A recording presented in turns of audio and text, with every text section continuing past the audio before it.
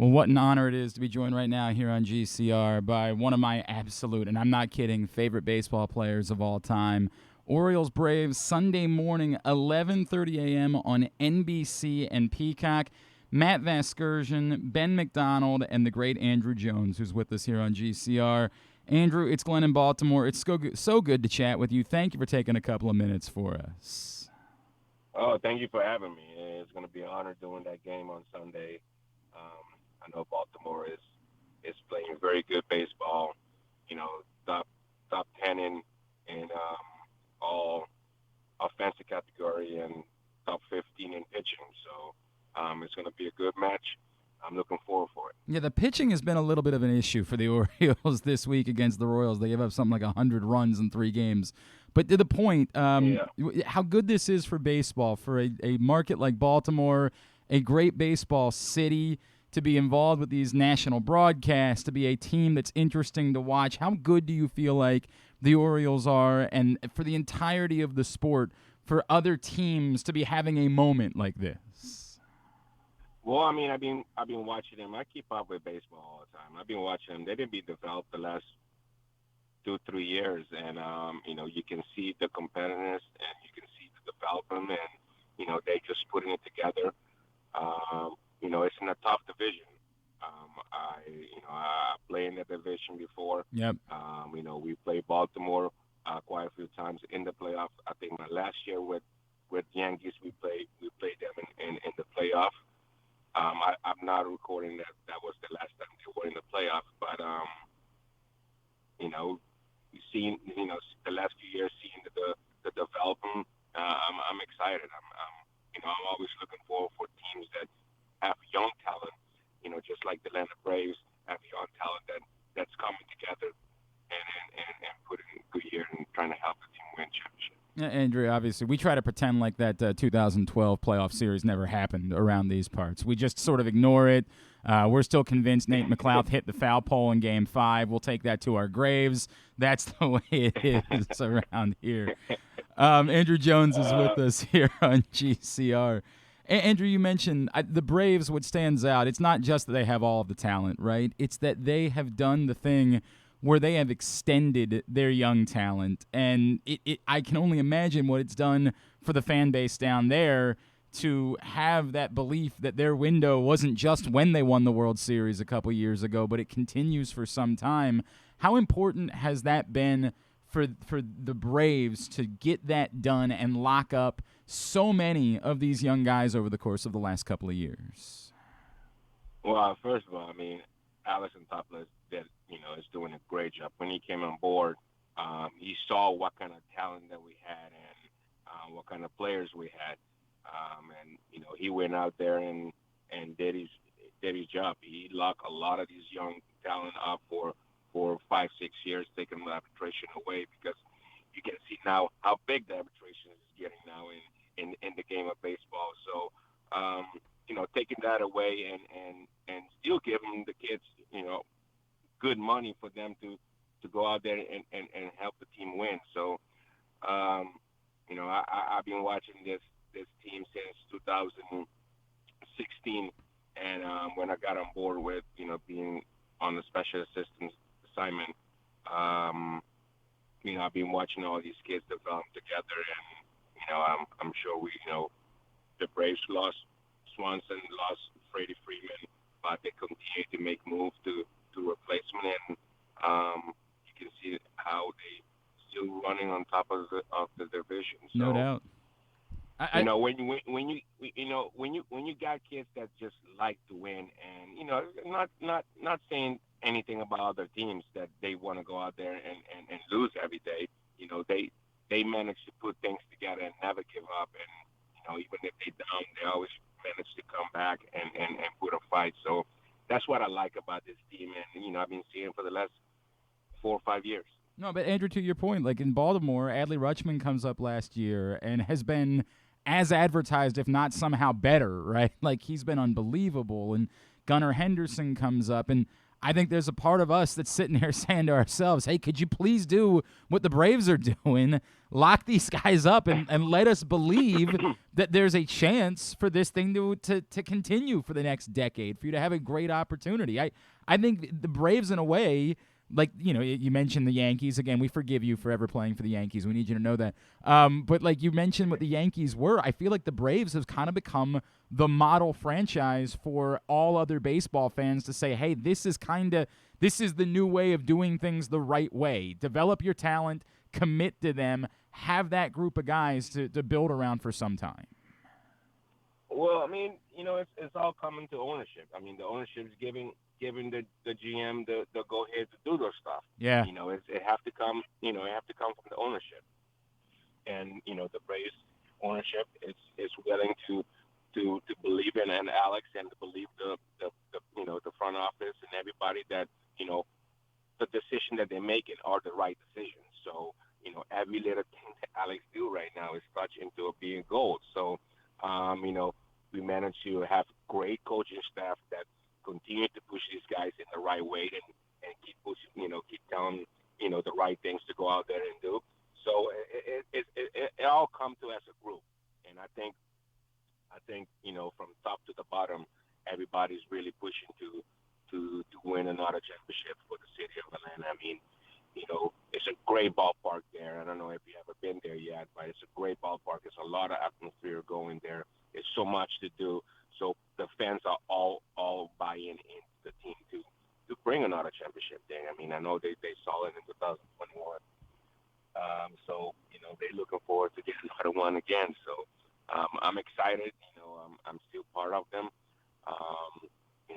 It's going to be fun. It's going to be fun seeing Baltimore in person. I only watch them on TV the last few years. So I'm looking forward to see this good young talent of team to go play against the Braves. Andruw Jones, just another couple of minutes here because we got to let him get on the golf course today here on GCR. Andruw, you just mentioned something. It's funny because you bring up the new ballpark. I have not had a chance to get down there yet, but I can tell you the Orioles actually took a trip before the season with the new governor of the state of Maryland, and they specifically were looking at the ballpark in Atlanta and saying, hey, we have this beautiful facility in Camden Yards, but we think we can do the area around the ballpark up a little bit better and maybe replicate what they have here now at the new ballpark in Atlanta. Could you tell us a little bit about how special that's been, not just the new ballpark, but the area around the park for fans to gather and some of the excitement that comes along with that? Well, I'm sure a lot of people was very mad when they moved to Cobb County, but the city of Atlanta really didn't want to develop the area around the old Turner Field because they wanted to stay there and because it's such a memory area right there, from Hank Aaron playing right across the street, from we playing so many good championships at Turner Field.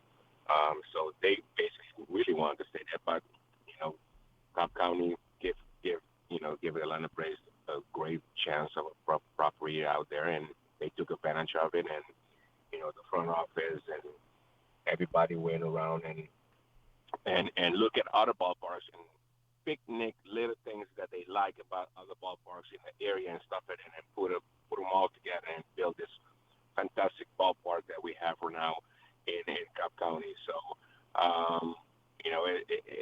it took a lot. It took a long time, but they made it happen, and this is as a fan going there, even if it's no baseball, I have been to the Battery and watch football games and watch basketball games. The atmosphere is so hyped down there. That's cool, and it's obviously what it is the Orioles are looking to do.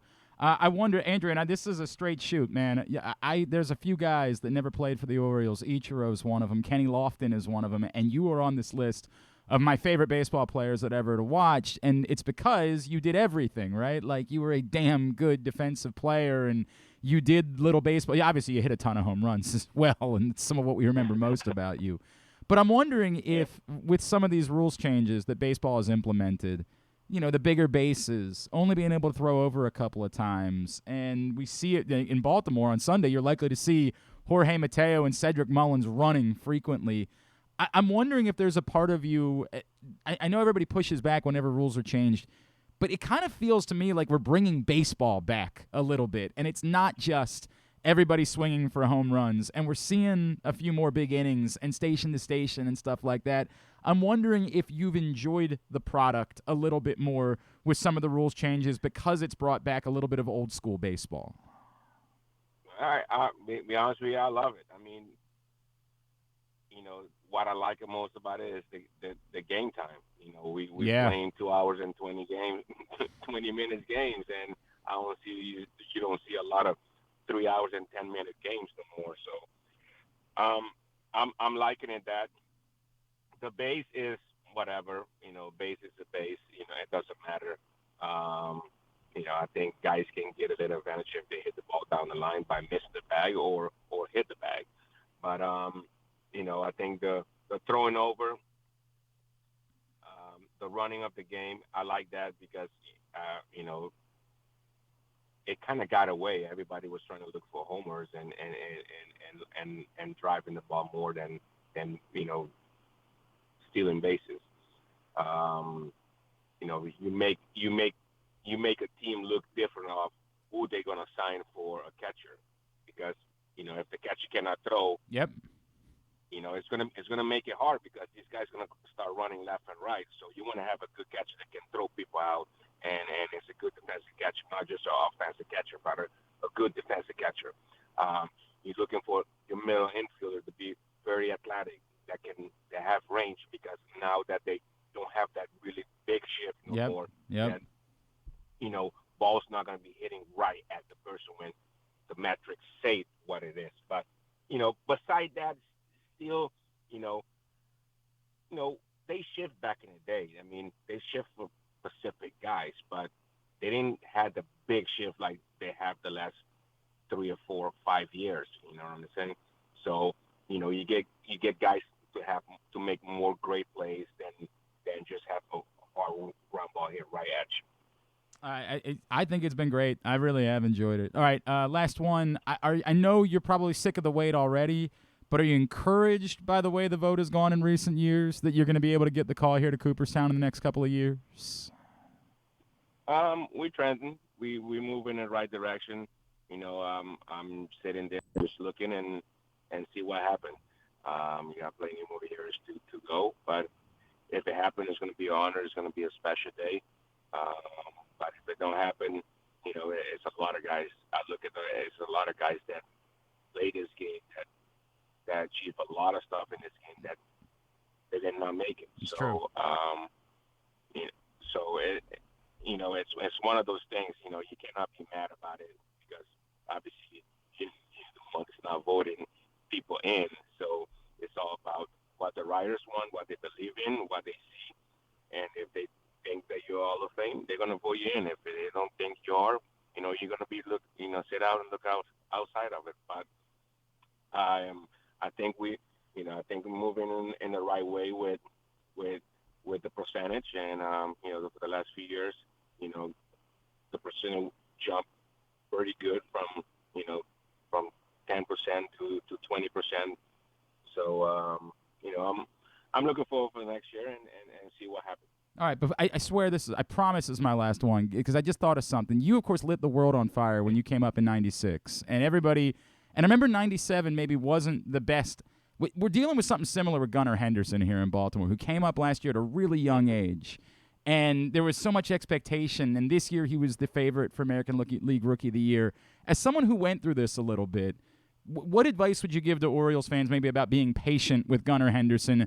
Because we know it didn't take all that much longer for you to figure it out at a young age and become one of the best players in baseball. Yeah. Well, I mean, it just depends. Sometimes they put too much hype on one specific player because they think that he's going to be the future of the team.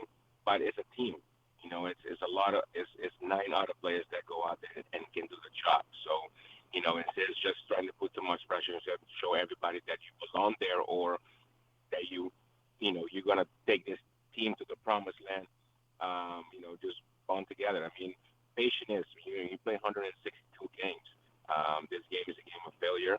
Um, I have season that I have started season very slow, but I finished the season strong and helped my team in the playoffs. So, it's not the way you start; it's the way you finish. So, people have to be patient, but I'm sure a lot of people is not patient because you got those fans. It's like, I want to see now, I want to see now, I want to see what he can do. So, it's hard. This game is hard. These guys work hard on it every day, and a lot of people don't see the work ethic that they put underneath the door.